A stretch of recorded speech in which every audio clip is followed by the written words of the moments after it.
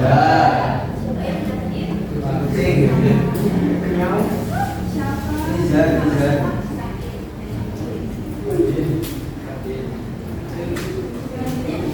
Riza. Apa kayaknya Mbak? Tapi ada ini. Kemarin itu ya udah. Iya, paling pada desain.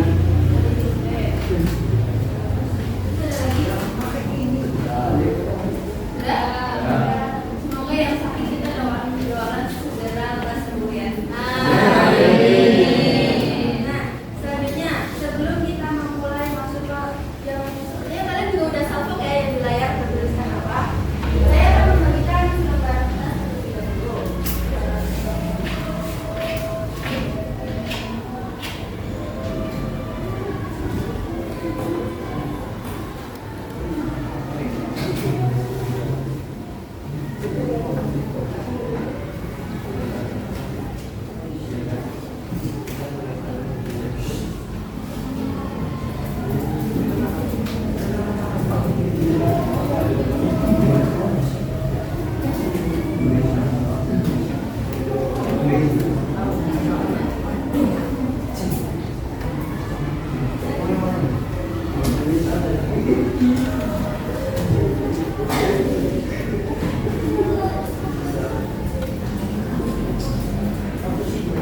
Nah, nanti diberi nama di bawah kertasnya ya, nama kalian, nama panggilan kalian. Ibu ingin tahu sejauh mana pemahaman kalian mengenai karya ilmiah. Sudah siap? Pertanyaan pertama. Bagaimana pemahamanmu tentang karya tulis ilmiah? Jelaskan secara singkat sesuai pengetahuan kalian ya. Sudah saya jelaskan.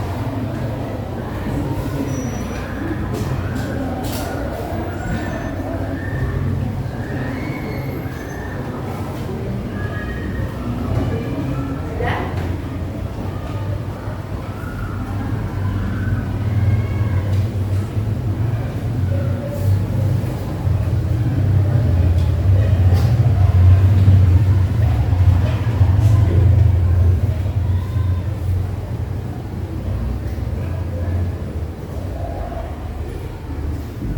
Lanjut nomor 2.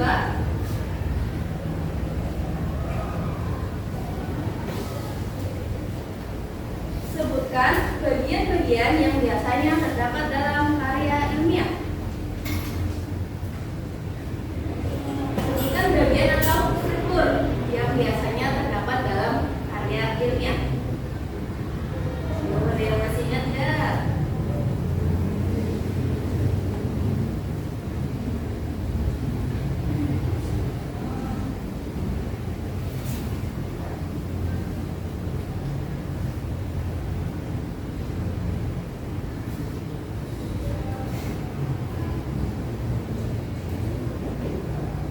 Ya, anak-anak. Terus.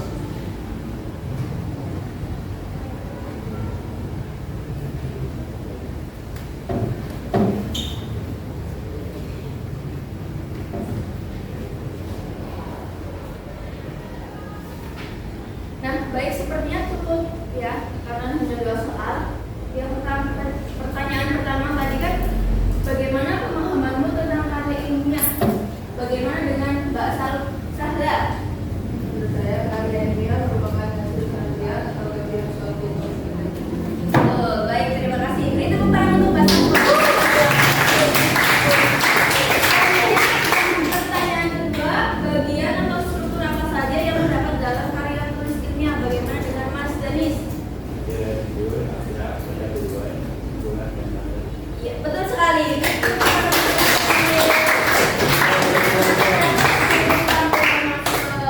Materinya kalian sudah tahu sedikit ya mengenai sebuah karya tulis ilmiah. Nah, seperti yang ada di layar, hari ini kita akan belajar mengenai menciptakan karya ilmiah berdasarkan dengan sistematis dan sesuai kaidah kebahasaan. Nah, sebelum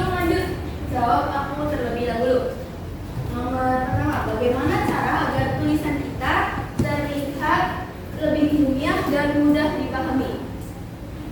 Menurut anak-anak bagaimana? Menggunakan bahasa baku, betul Michelle. Ada lagi selain menggunakan bahasa baku? Sistematis, betul manajemen. Ada lagi? Bahasanya lugas, betul sekali Banela. Nah, selanjutnya apa yang terjadi jika karya ilmiah tidak menggunakan bahasa baku? Bingung, membingungkan, penulisannya jadi jelek, susah dipahami, betul sekali. Nah, setelah tadi ada pertanyaan seputar apa itu, bagaimana cara menciptakan karya ilmiah, tujuan pembelajaran hari ini kita akan menciptakan karya ilmiah secara sistematis berdasarkan struktur dan kaidah kebahasaan yang tepat. Sebelumnya ada yang masih ingat, kita kan sudah mempelajari mengenai struktur dan kaidah kebahasaan. Di struktur ada apa saja yang kalian ketahui tadi? Judul, betul. Selanjutnya pendahuluan, yang berisi apa saja di pendahuluan? Latar belakang. Selanjutnya tujuan.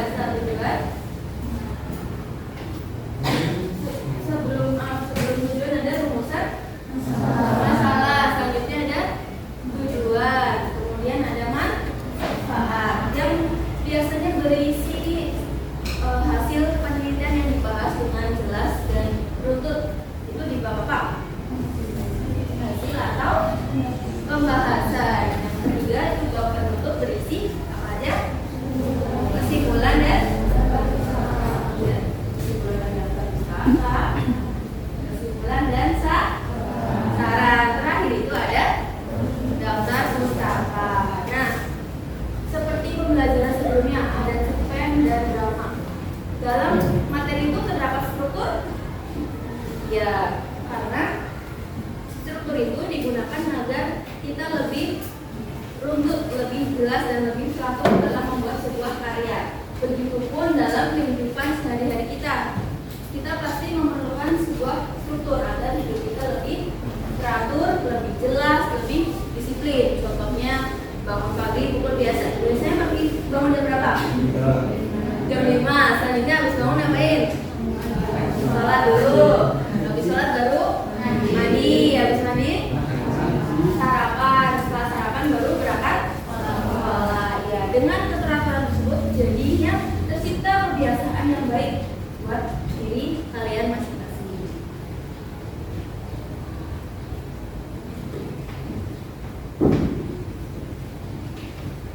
Nah, selanjutnya kita akan, sebelum karena sudah mengulas materi, kemudian masuk ke bagian pembuatan kelompok. Jadi, ya, pada bagian materi ini kita akan membuatnya makalah. Karya ini dibentuk dalam makalah, kemudian makalah ini dibuat dalam kelompok. Nanti isi kelompok itu berisi dari 5 sampai 6 orang. Di pertemuan sebelumnya saya sudah sempat membahas bahwa kelompoknya akan acak ya. Jadi kita akan secara random menentukan kelompoknya.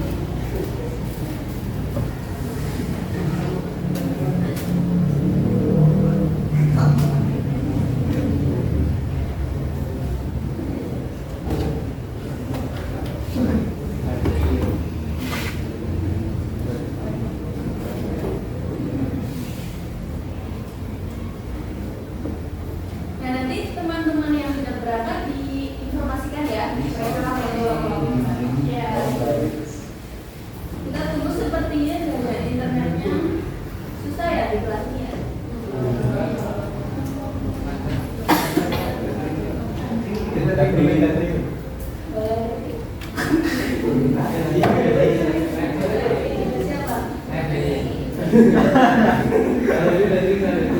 Namanya siapa? Nih.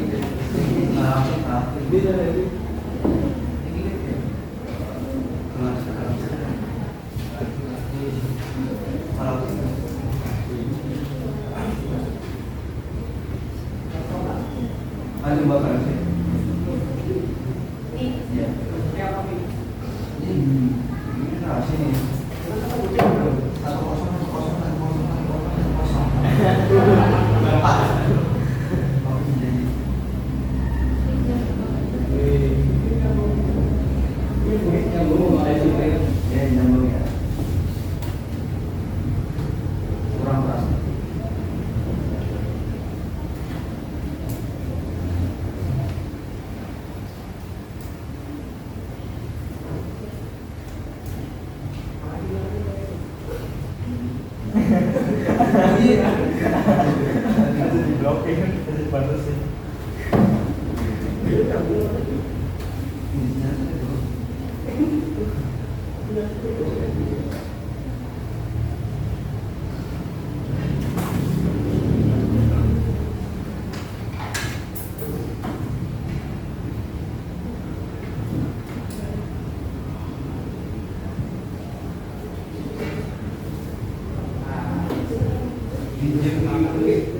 Nah, sudah diketahui ya. Ini bisa difoto terlebih dahulu. Di kelompok 1 ada Nur Aziza, kemudian di bawah Safa, Edelwis, dan Aida. Di kelompok 2 ada Michelle, Najma, Najib, Fatia, Miza, dan Naila.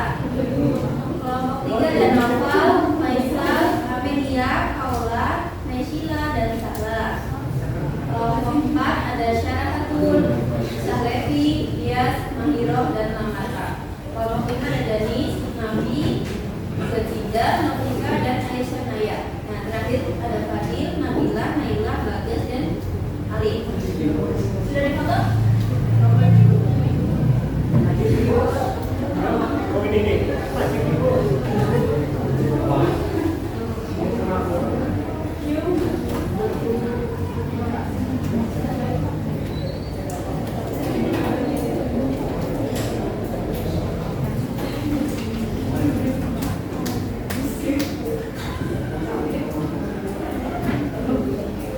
Nanti kalau bagian kelompoknya akan saya bagikan juga secara PDF dan dari belum.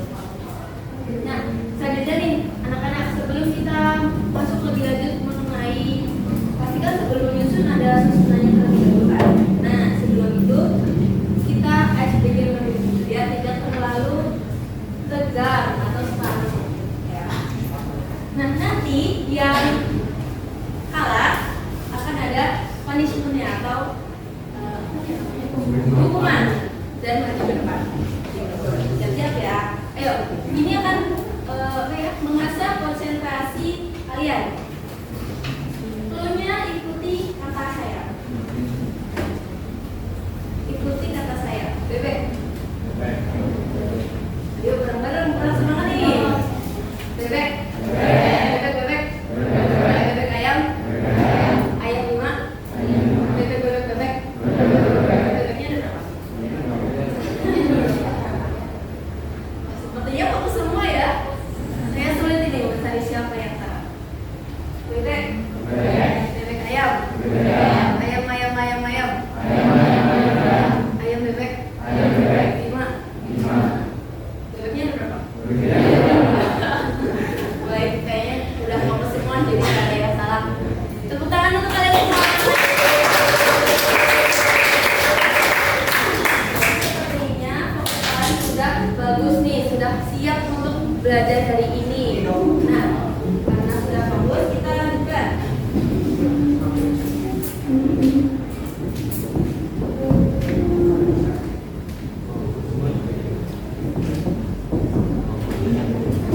Nah, dalam membuat atau menciptakan karya ilmiah, kita lebih spesifik ke makalah. Ada poin-poin yang harus kalian perhatikan atau harus kalian ketahui. Yang pertama adalah menentukan topik. Nah, topik karena akan menjadi tema yang menarik dari masing-masing kelompok. Untuk topiknya sudah saya tentukan. Nanti kita spin lagi atau diurutkan saja. Kesepakatan aja ya. Nah, kemudian setelah itu nanti di topik tersebut memudahkan kalian untuk meneliti. Jadi misalkan kalian membuat penelitian secara bebas, takutnya nanti akan terlalu luas pembahasan kalian yang kalian ambil. Selanjutnya setelah menentukan topik, kita menyusun judul. Nah, judul di sini membuat topiknya menjadi lebih jelas, spesifik, dan mencerminkan isi apa yang akan kalian bahas.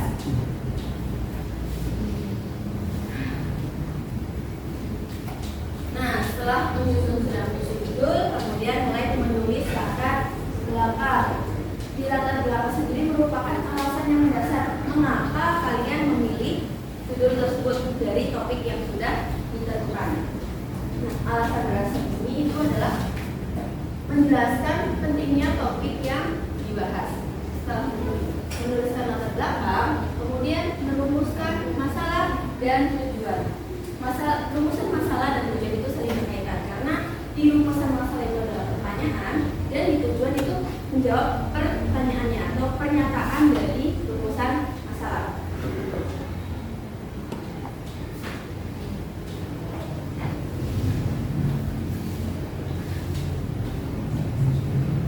Nah, selanjutnya ada menyusun kerangka. Di menyusun kerangka ini membuat susunan isi yang ada pendahuluannya, kemudian lanjut ke pembahasan dan terakhir ke penutup atau berisi kesimpulan dan saran. Yang tadi kan sudah kita bahas di pendahuluan itu kita buka lagi. Ada latar belakang, rumusan, tujuan. Nah, yang ketinggalan tadi adalah manfaat. Nah, nanti manfaatnya kalian tulis. Manfaat di sini apa yang didapat dari penelitian yang kalian lakukan. Dibuat saja secara paragraf atau buat poin juga tidak. Nah, dalam pembuatan makalah ini dibuat secara sederhana. Kan pasti jika kalian mencari di Google atau di laman internet ada manfaat teoretis, kemudian manfaat praktis. Nah, nanti kalian jangan buat itu, tapi buat seperti biasa saja paragraf. Misalkan manfaat dari penelitian ini adalah bla bla bla. Selanjutnya menyusun kerangkanya di pembahasan itu menjelaskan lebih rinci, lebih jelas, lebih lugas dari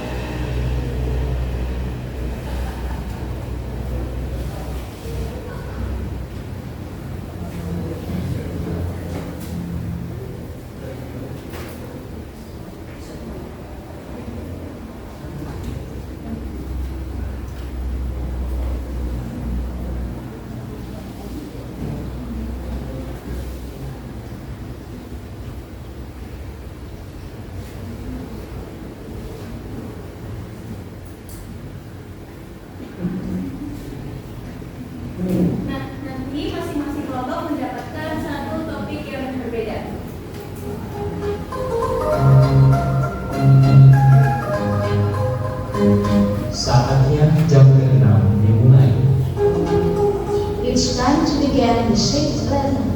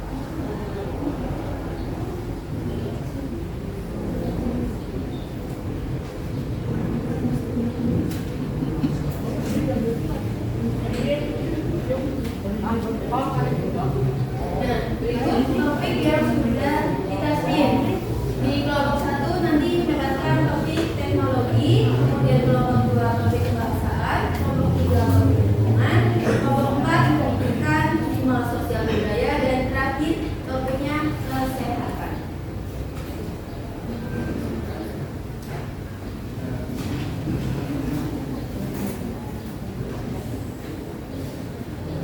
Nah, karena tadi sudah ditentukan kelompoknya, bisa mulai berkumpul dengan teman kelompoknya.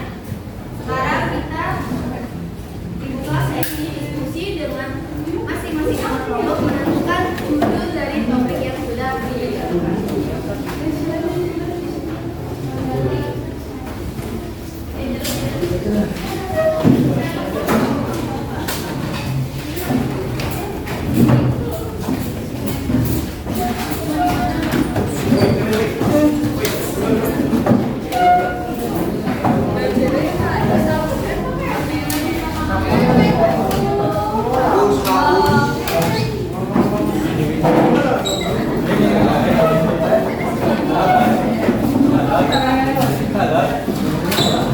Kosong ya? Ini kosong. Jadi yang sudah difoto bisa dikirim ke grup ya. Yuk, kelompok 1 mana? Kelompok itu. Ini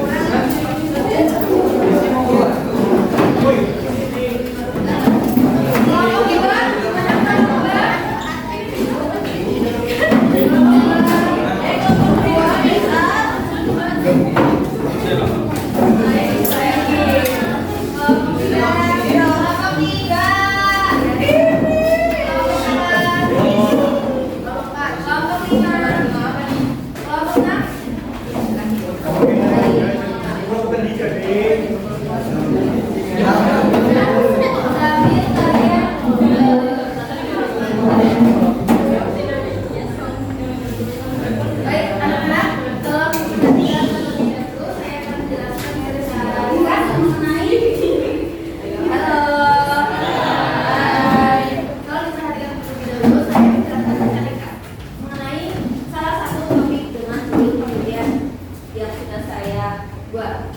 Nanti biar kalian mendapatkan gambaran mengenai pembuatan nakalnya.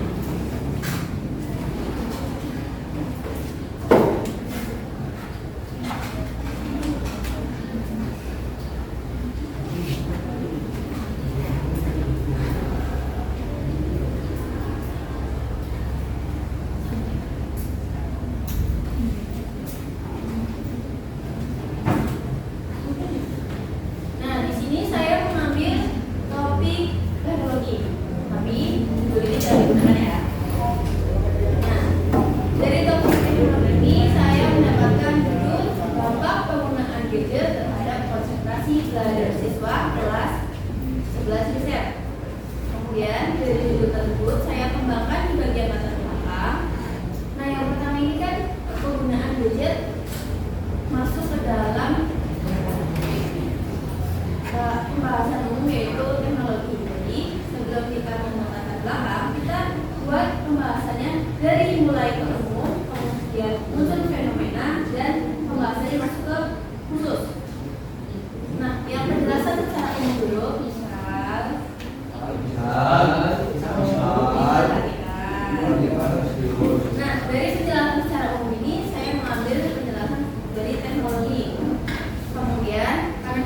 teknologi yang membahas mengenai gadget, tentunya saya menjelaskan tentang gadget.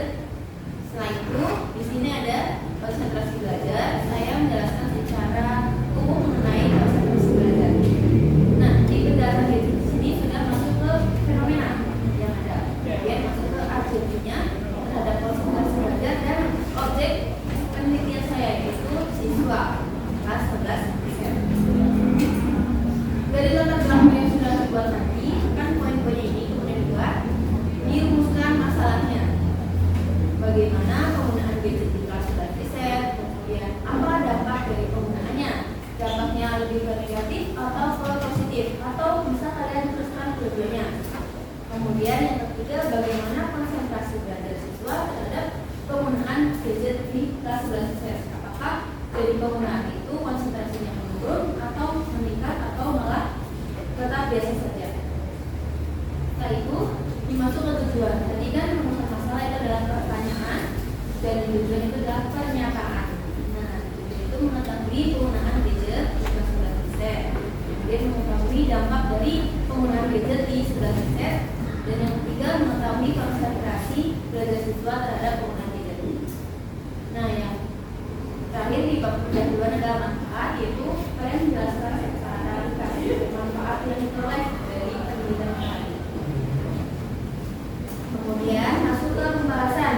Nah, di pembahasan ini kalian lebih rinci lagi mengulasnya dari latar belakang tadi dan rumusan masalahnya. Yang pertama, kalian bisa melakukan wawancara jenis gadget yang digunakan di kelas riset atau di kelas vokasi 1 misalnya. Kemudian yang kedua, durasi penggunaannya agar kalian mengetahui dampak yang ditimbulkan. Dari dua poin itu bisa kalian peroleh datanya secara wawancara. Nah, yang ketiga, kemudian aplikasi yang sering digunakan. Apakah aplikasi itu menunjang pembelajaran atau malah sebaliknya. Dan yang keempat itu dampak positif, yang kelima dampak negatif, dan yang keenam faktor yang mempengaruhi konsentrasi belajar. Nah, yang ketujuh, upaya mengatasi dampak negatifnya. Jika ternyata dampak negatifnya terlalu banyak dibandingkan dampak positifnya. Yang terakhir adalah penutup dan daftar usaha. Nah, dari contoh ini bisa kalian mulai kembangkan topik yang sudah kalian peroleh dan cari judulnya. Bisa dimulai sekarang.